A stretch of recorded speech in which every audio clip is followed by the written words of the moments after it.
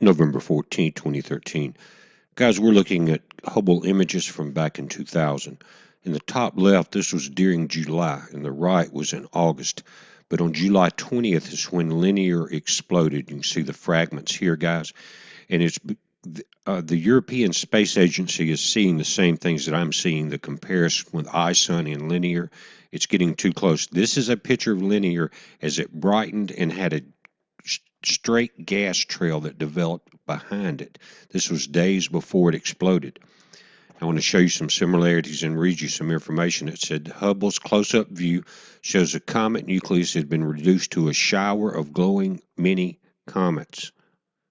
Sounds like the Great China Comet, guys, which resembles the fiery fragments of an exploding aerial fireworks. First time astronomers have gotten a close-up look at what may be the smaller building blocks of comets. Said many were thought to be less than 100 feet across.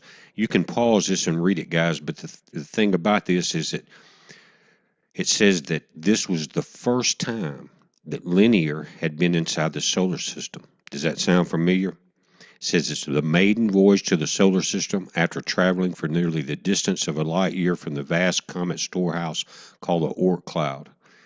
Now, again, I'm looking at similarities between Ison and linear. Both are maiden voyages. Okay? Now, the comet continued. This is going back to linear.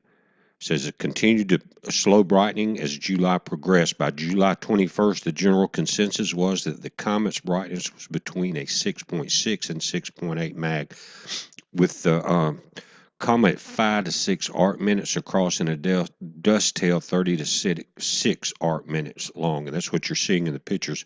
But something happened late on the 21st, and by July 22nd, it exploded. Now, guys, it says X-rays from Comet Linear, from the Chandra X-ray Observatory images, it said that it imaged the comet repeatedly for a total of 2.5 hours and detected X-rays. Now, the explosion was probably due to a solar flare that occurred on July 12th, which would have increased because of the intensity of the solar wind increasing, is what they're talking about.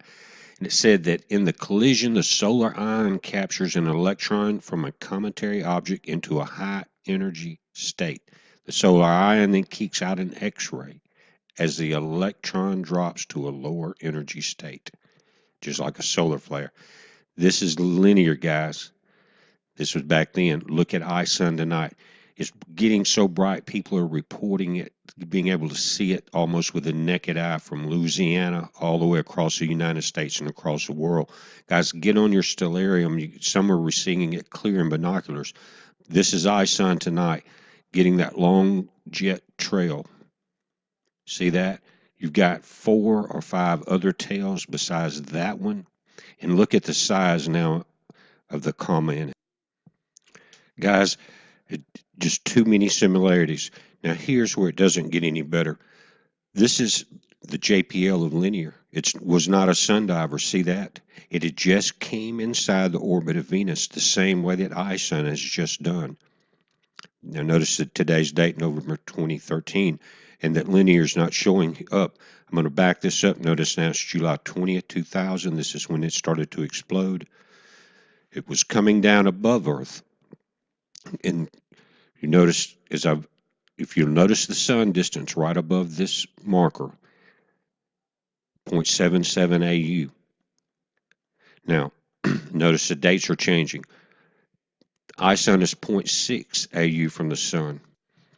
And guys, Ison is going into the sun. If it explodes, will the fragments hit the sun? Will some make it around the perihelion and slingshot back around?